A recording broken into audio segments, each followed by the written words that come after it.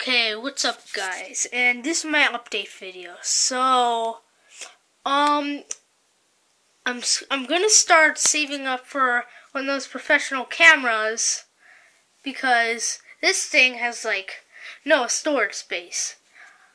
So I'm gonna save up for one of those professional cameras, and then I'll start my full course YouTube channel, and it'll actually be like the real deal.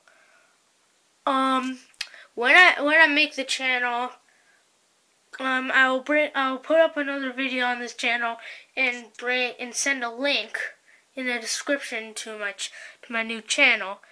And I'm thinking of making animation videos, build videos, all of these different things, and gaming videos.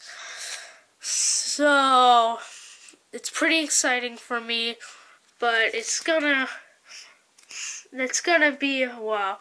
So I'll have that channel in like half a year, and yeah. So that's my update, and bye.